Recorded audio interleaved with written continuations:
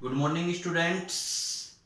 आज हम next topic की बात करेंगे और कल हमने पढ़ा था फ्लावर की स्ट्रक्चर के बारे में।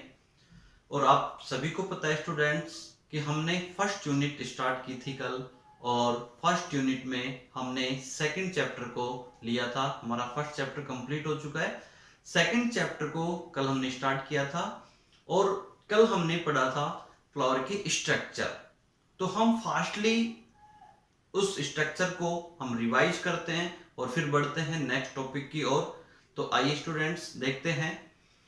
तो स्टूडेंट्स कल हमने पढ़ा था स्ट्रक्चर ऑफ फ्लावर, और रिप्रोडक्शन में इन्वॉल्वमेंट के आधार पर जो एक टिपिकल फ्लावर है उसके 4 पार्ट्स की हमने बात की थी, और रिप्रोडक्शन में उनका इन्वॉल्वमेंट क्या है उसके आधार पर हमने 2 पार्ट्स में उनको डिवाइड किया था।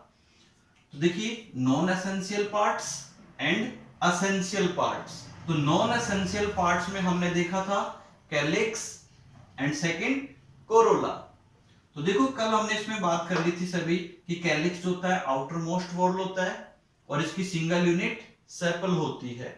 और ये जो सेपल होते हैं ये जनरली ग्रीन कलर के होते हैं। कैसे होते हैं? ग्रीन कलर के। ये कल हमने बात की थी। और इनका जो फंक्शन होता है protection of flower in bud stage, ये फ्लावर को बड स्टेज में प्रोटेक्ट करते हैं। सेकंड पार्ट हमने देखा था कोरोला, और कोरोला जो होता है ये फ्लावर का सेकंड पार्ट होता है, सेकंड इनर पार्ट होता है, और इसकी सिंगल यूनिट पेटल होती है। और पेटल जो होते हैं ये वेरियस कलर के होते हैं। पेटल कैसे होते हैं? वेरियस कलर के होते हैं, ये कल हमने समझा था। और ये जो पेटल होते हैं ये attract to insect for pollination, यानी जो इंसेक्ट्स होते हैं उनको पोलिनेशन के लिए फ्लावर की तरफ अट्रैक्ट करते हैं। उसके बाद हमने देखा था एसेंशियल पार्ट्स, और एसेंशियल पार्ट्स में हमने एंड्रोसियम एंड गायनोसियम को रखा था। तो देखो, एंड्रोसियम जो होता है ये फ्लावर का मेल रिप्रोडक्टिव ऑर्गन होता है। कौन सा ऑर्गन होता है? Male reproductive organ. इसकी सिंगल यूनिट अगर हम बात करते हैं तो स्टेमन होती है। सिंगल यूनिट क्या कहलाएगी? स्टेमन। और स्टेमन जो होता है इसमें 3 पार्ट्स प्रेजेंट होते हैं, एंथर, कनेक्टिव एंड फिलामेंट। आगे हम आज के वीडियो में बात करेंगे इनके बारे में। तो इससे पहले हम गायनोसियम को थोड़ा देखते हैं। गायनोसियम जो होता है स्टूडेंट्स, कल हमने बात की थी कि ये फ्लावर का फीमेल रिप्रोडक्टिव ऑर्गन होता है। कौन सा ऑर्गन होता है? Female reproductive organ. इसकी सिंगल यूनिट अगर हम बात करते हैं तो कार्पल होती है, और प्रत्येक कार्पल जो होता है वो स्टिग्मा, स्टाइल एंड ओवरी में डिवाइड होता है। या कह सकते हैं कि each carpel is consist by stigma, style and ovary. Okay student, तो ये सारा कल हमने पढ़ लिया था। अब हम आगे बढ़ते हैं। तो ये जो एसेंशियल पार्ट्स हैं इनके बारे में हम आगे बात करेंगे, और ये जो कंप्लीट इस यूनिट के जो भी चैप्टर्स हैं वो इन्हीं 2 पार्ट्स पर बेस्ड हैं। तो सबसे पहले हम एंड्रोसियम को डिस्कस करेंगे। और एंड्रोसियम अभी हमने बात कर ली थी, मेल रिप्रोडक्टिव पार्ट है, single unit स्टेमन, and each स्टेमन is consist bye anther, connective and filament. अब हम बाकी के पार्ट को इरेज करते हैं। इससे पहले आप स्क्रीनशॉट ले लीजिए इसका, ताकि बाद में आपको नोट्स बनाने में हेल्प करे। वैसे मैं इनके नोट्स आपको पीडीएफ में प्रत्येक चैप्टर के आपको अवेलेबल करवाने वाला हूं, तो फिर भी एक बार आप उसको स्क्रीनशॉट ले लीजिए। अब मैं इसको इरेज कर रहा हूं नीचे का। आगे हम बात करेंगे एंड्रोसियम की।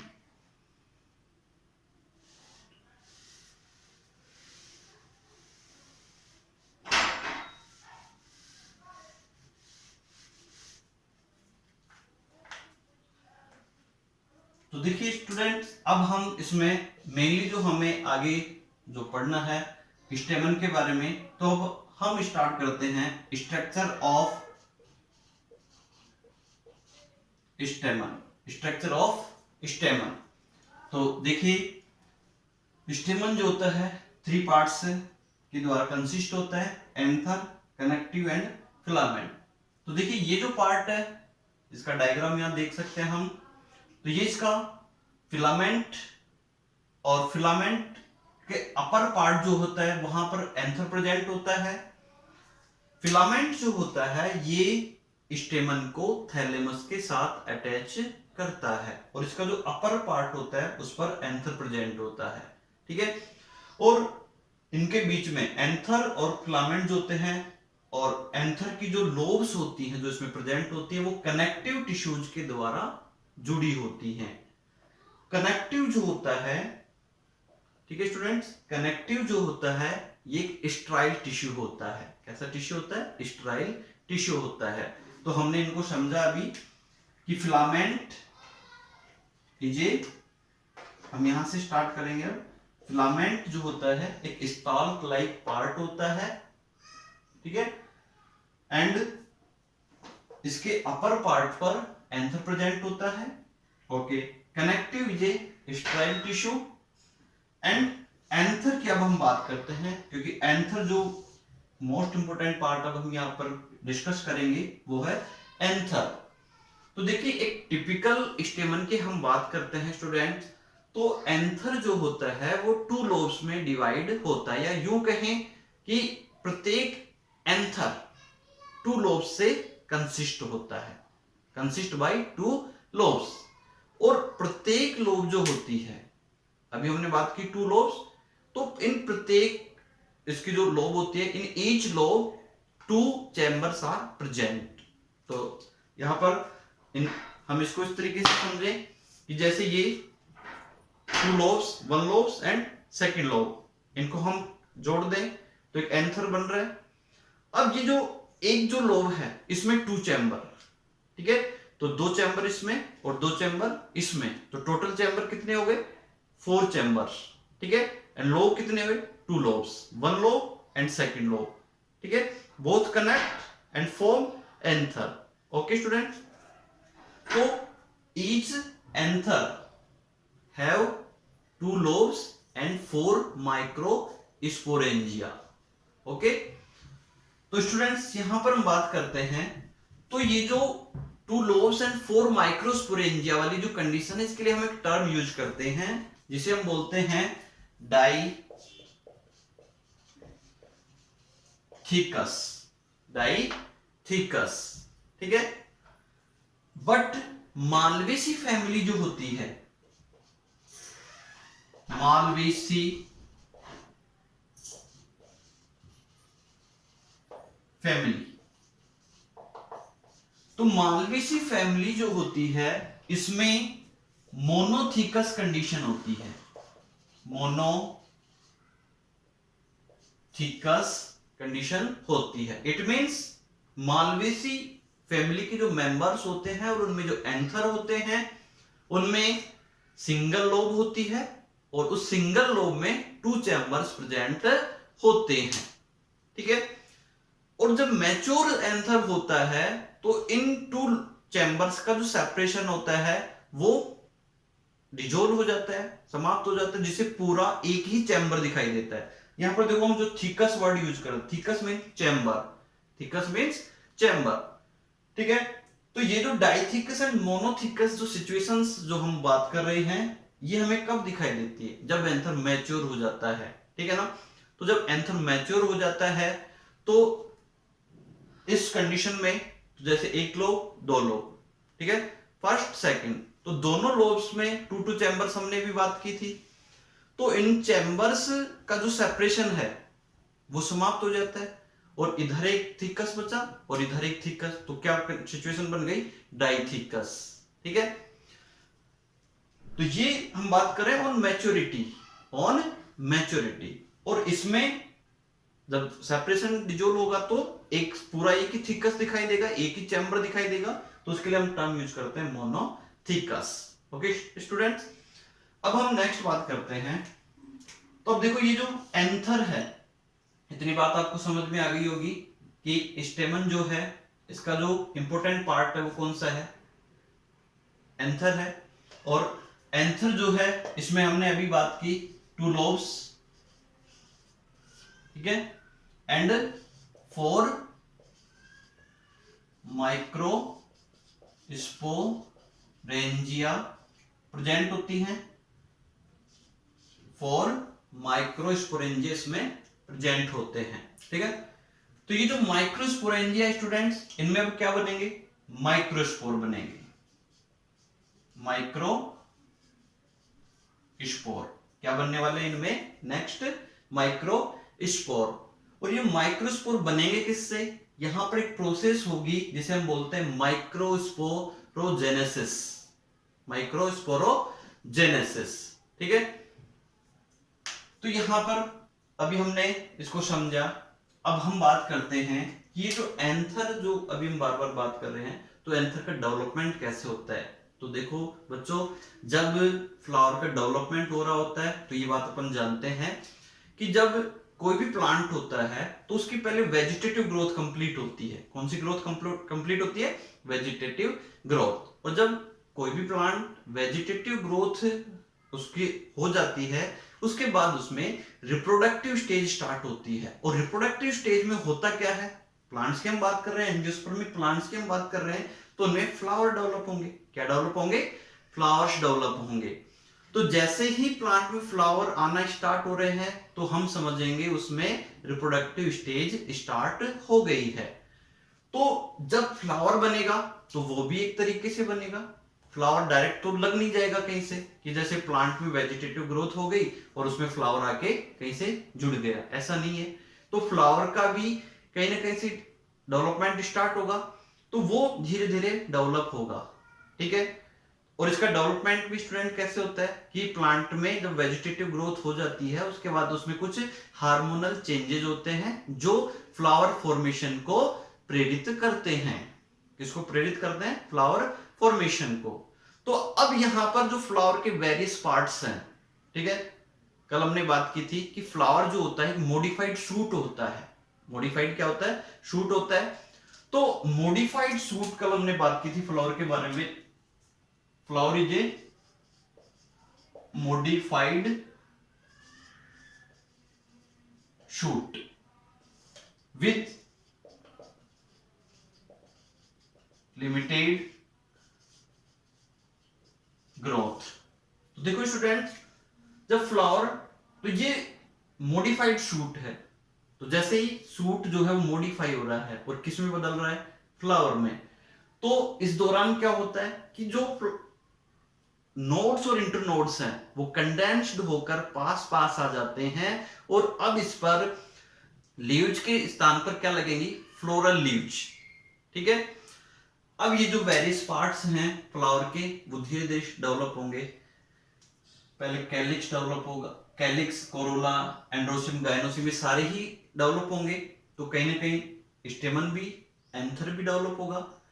तो अब हम बात करते हैं development of anther, development of anther. Okay students, मैं इसको इरेज कर रहा हूं, अगर आप इसका स्क्रीनशॉट लेना चाहें तो ले सकते हैं।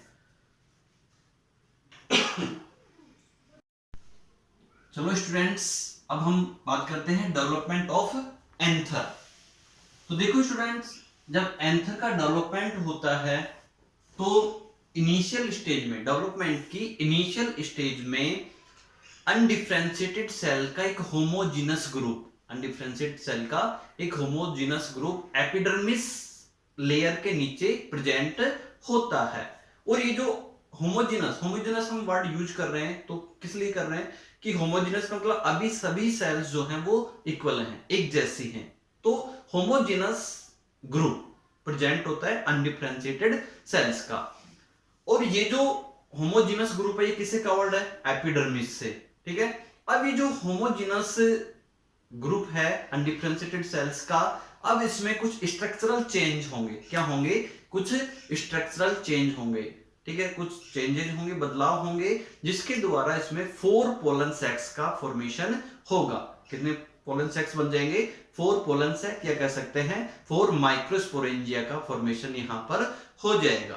तो देखिए ये जो सेल्स हैं, तो देखो अभी जो हम बात कर रहे हैं कि ये जो अनडिफरेंशिएटेड सेल्स का जो ग्रुप है वो कहां प्रेजेंट है, एपिडर्मिस के नीचे। कहां प्रेजेंट है, एपिडर्मिस के नीचे, यानी एपिडर्मिस ने उस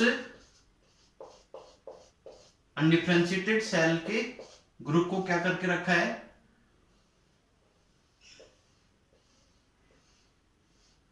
कवर करके रखा हुआ है।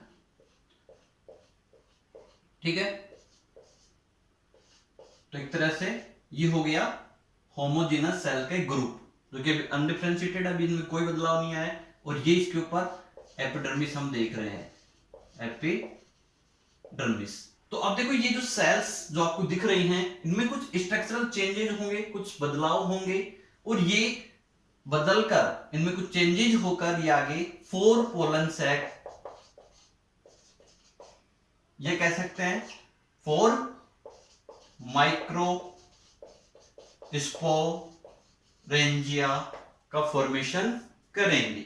ठीक है, अब देखो ये जो एपिडर्मिस के नीचे कुछ हाइपोडर्मल सेल्स जो हैं, कुछ हाइपोडर्मल सेल्स, तो देखिए एपिडर्मिस के जस्ट नीचे जो सेल्स होती हैं और जो लेयर बनाते हैं उसको हम बोलते हैं हाइपोडर्मिस। क्या बोलेंगे, हाइपोडर्मिस। ठीक है, तो हाइपोडर्मल सेल्स, कुछ हाइपोडर्मल सेल्स जो हैं, यहां पर देखिए स्टूडेंट्स, कुछ हाइपोडर्मल सेल्स जो हैं वो अपने साइज को बढ़ाती हैं।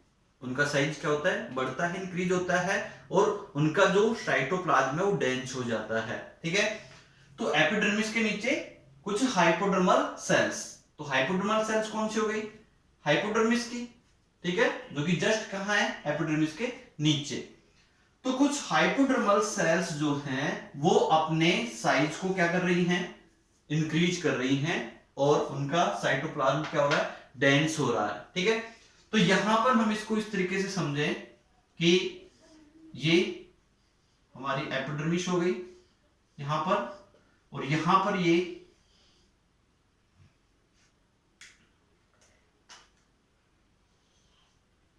हाइपोडर्मल सेल्स हो गई, और ये नीचे बाकी सेल्स हैं।